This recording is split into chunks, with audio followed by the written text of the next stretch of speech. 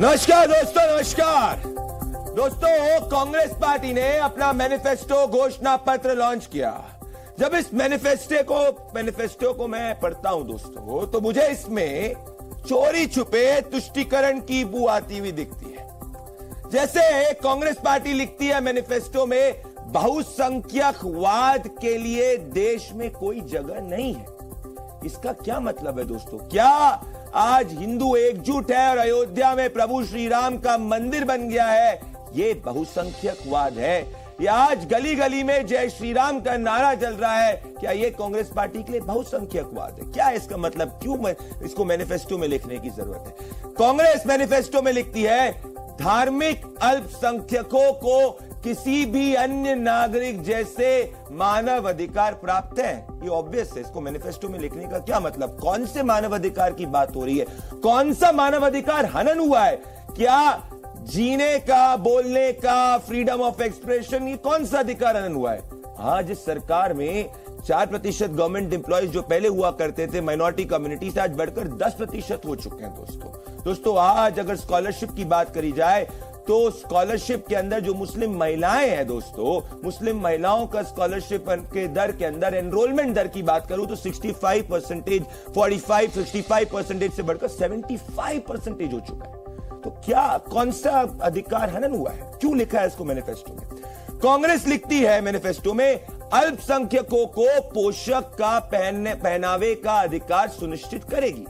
क्या इसका मतलब है? इसका क्या ये मतलब है कि स्कूल में हिजाब किताब से ऊपर चुना जाएगा, यूनिफॉर्म से ऊपर चुना जाएगा? जैसे कांग्रेस पार्टी ने कर्नाटका के अंदर जब उसकी सरकार थी तो हिजाब को बैक किया था, ना कि किताब को। दोस्तों कांग्रेस लिखती है, व्यक्तिगत कानून यानी पर्सनल लॉ में सुधार को बढ़ावा देगी और समाज की सहमति से इसको आगे लागू करेगी। इसका दोस्तों क्या मतलब है? ट्रिपल तलाक बिल हटा दिया गया था, क्या कांग्रेस पार्टी उसको वापस लेगी? क्योंकि राहुल गांधी ने तो 2019 में कहा था कि अगर कांग्रेस पावर में आ गई तो ट्रिपल तलाक को वापस लेगी। क्या अगर समाज के कुछ लोग, जैसे शाहबानो केस के वक्त में चाहे थे कि महिलाओं के अधिकार का हनन हो और मुस्लिम पर्सनल लॉ बोर्ड के पक्ष में उन्होंने महिलाओं के अधिकार का हनन किया था, तो क्या अगर कुछ ऐसे ही होता है ट्रिपल तलाक के सिस्टम में, तो कांग्रेस क्या मुस्लिम पर्सनल लॉ बोर्ड के साथ खड़ी होगी, ना कि मुस्लिम महिलाओं के साथ? इसका मतलब क्या है दोस्तों? क्या मौलाना साजिद लोमानी ने जो कांग्रेस पार्टी को एक पत्र लिखा था जिसमें उन्होंने कहा था कि कांग्रेस मुसलमानों की आवाज को उठाए, उसको अब कांग्रेस क्या चोरी छुपके इसी सोच को वापस नहीं लाना चाहती अपने मैनिफेस्टो के जरिए? जो वही सोच दोस्तों की राइट टू फर्स्ट रिसोर्सेज का अधिकार अल्पसंख्यकों के पास है, मुसलमानों के पास है। ये मैं नहीं कह रहा दोस्तों, ये आदरणीय प्रधानमंत्री Manmohan Singh ji, ex prime minister, कह चुके हैं सार्वजनिक मंच से। ये अलग से इतना फोकस अल्पसंख्यकों पे क्यों है दोस्तों? कौन सा न्याय वापस आने वाला है? कौन सा पहनावे की बात हो रही है? क्या दोस्तों ये तुष्टीकरण, चोरी छुपे लाने की कोशिश नहीं? सोचिए, क्योंकि ये आम मैनिफेस्टो नहीं है। और गाजा की बात मैनिफेस्टो में करना, पूरी फॉरेन नीति में गाजा के अधिकारों की बात करना, इसीलिए आज देश ताल ठोक के पूछ रहा है कि अब मैनिफेस्टो में बैकडोर से तुष्टीकरण पॉलिसी अप्लाई करना चाहती है कांग्रेस। देखिए रिपोर्ट।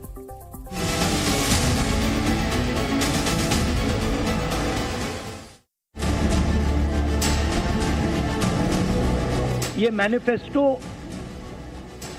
कांग्रेस पार्टी ने नहीं बनाया, ये मैनिफेस्टो हिंदुस्तान की जनता ने बनाया है। दूसरी पार्टियों की तरह भाजपा केवल घोषणा पत्र नहीं जारी करती, हम तो संकल्प पत्र लेकर के आते हैं।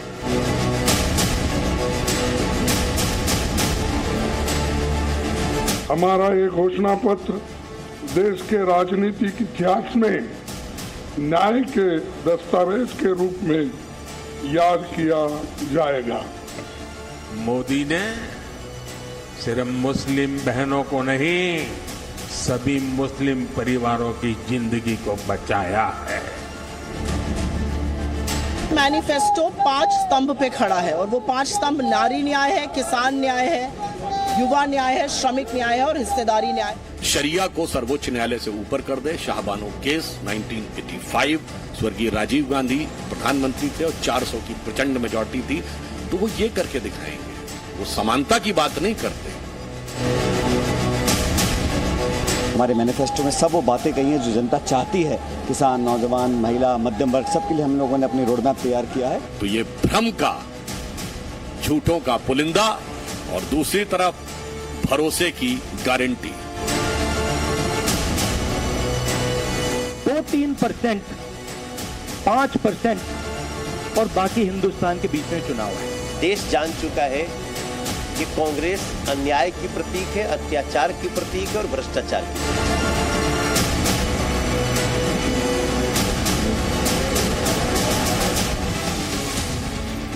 दोस्तों, मेरे साथ देश के नंबर 1 शो में शहजाद पूनेवाला, भारतीय जनता पार्टी के senior dynamic national spokesperson Anurag Bhadauria, Samajwadi party के senior national spokesperson Virendra Vashishtha, Congress party के senior national spokesperson A K. Vajpayee, LJP के senior national spokesperson, senior leader Atiqur Rahman, senior Islamic scholar और मेरे मित्र। मैं इस डिबेट की शुरुआत मैं करना चाहता हूं वीरेंद्र वशिष्ठ जी आपसे और शहजाद पूनेवाला, और फिर अनुराग भदौरिया के पास आऊंगा।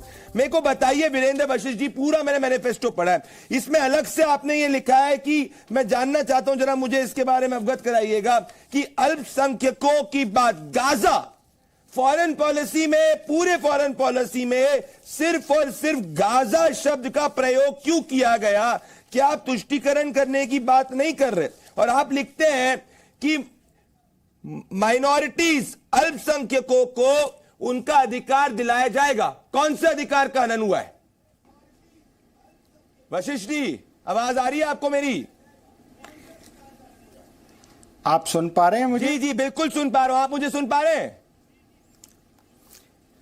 हाँ, नमस्कार। आपके चैनल के माध्यम से सब लोगों को नमस्कार, पैनलिस्टों को नमस्कार। और मैं आज के जो चुनाव 2024 के लिए हो रहा है, आम चुनाव, उसके लिए आज कांग्रेस ने अपनी ताल ठोक दी है अपने जो न्याय पत्र के द्वारा। आज हमने फैसला कर लिया है कि इस 2024 के इलेक्शन के बाद जब कांग्रेस की सरकार बनेगी, तो कांग्रेस और इंडिया अलायंस के जब सरकार बनने के बाद क्या काम होंगे।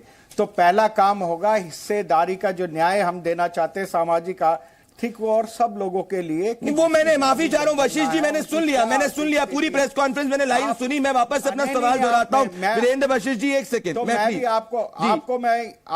आपके चैनल के माध्यम से आपने सुनाना ना, नहीं सबने सुना, पूरा चैनल ने लाइव उसको काटा। मैं प्लीज मेरे क्वेश्चन को सुनिए, क्योंकि वो आपने ऑलरेडी, वशिष्ठ जी जनरली मैं इंटरप्ट नहीं करता, पर मैं टॉपिक से डिविएट नहीं करना चाहता। मेरा स्पेसिफिक क्वेश्चन है आपसे, प्लीज। प्रदीप जी देखिए, मेरा स्पेसिफिक क्वेश्चन है आपसे। मैंने पूरी वो प्रेस कॉन्फ्रेंस जब राहुल गांधी जी ने बोला था, हमारे रिपोर्टर ने क्वेश्चन भी पूछा, लाइव चली थी। मेरा क्वेश्चन है जी, मेरा क्वेश्चन सुनिए आप, क्योंकि उसमें मैंने राहुल गांधी जी को सुन लिया और राहुल गांधी जी से ऊपर आप नहीं है, तो राहुल गांधी जी उसमें कहते हैं उसको जो है वो जनता ज्यादा स्वीकारती है और मानती है। मेरा क्वेश्चन आपसे ये है कि भाषीय और धार्मिक अल्पसंख्यकों को भारत में जो है बाकी नागरिकों जैसा अधिकार दिलाया जाएगा। मुझे बताइए कौन सा अधिकार का हनन हुआ है? क्या जीने के अधिकार का हनन हुआ है? क्या आर्टिकल 14 का हनन हुआ है? ये कौन सा अधिकार है जिसका हनन हुआ है, जिसकी आप बात करना चाह रहे हैं वशिष्ठ जी? आपको देखने का जो तरीका, उसके हिसाब से मैं आपको बताना चाह रहा हूं। आप ध्यानपूर्वक सुनना, क्योंकि आपको सुनना जरूरी है कि जिसमें आज हमने मैनिफेस्टो के नाते किया है कि सबसे बड़ा इसमें संवैधानिक न्याय के अंदर कि भारत के स्वतंत्रता संग्राम में हमारे जो कॉन्स्टिट्यूएंट असेंबली के मेंबर्स थे, जो उनकी भारत को लेकर वचनबद्धता थी, हर भारतीय के लिए किस प्रकार से न्याय मिले, उसके लिए भारत का संविधान बना। तो आज हमने अपना संकल्प दोहराया। हमने जब राहुल जी ने भारत जोड़ो यात्रा की, भारत जोड़ो न्याय यात्रा की और लोगों से मिले, तो ये भारत के लोगों की जन जन की बात को हमने इस न्याय पत्र में लिखा है कि क्या क्या कमी आई है, उसको सुधारने का काम हमारी जब सरकार बनेगी तो किया जाएगा। क्या में क्या कमी आई? अरे आप सुनिए प्रदीप जी, मॉब लिंचिंग इस देश में बढ़ी, तो आपको नहीं पता किसी कानून बन गया उस पे दाढ़ी रखी है या किसी प्रकार के, आप सुनते जाइए, हम और स्ट्रॉन्ग बनाएंगे ना। हमने ये वादा मेरा किया पॉइंट ये ना मैं देखिए मैं आज थोड़ा सा ना बहुत डायरेक्ट बात करना चाहता हूं। सारी चीज वीरेंद्र जी, किसी बच्ची को किसी भी भारत की बच्ची को, किसी भी भारत के बुजुर्ग को, किसी भी व्यक्ति को उसकी ड्रेस के हिसाब से ना पहचाना जाए। हर पर अगर ड्रेस से नहीं पहचाना चाहिए तो फिर कर्नाटका के अंदर आपको हिजाब को कॉलेज स्कूल के अंदर बैक नहीं करना चाहिए था ओवर यूनिफॉर्म।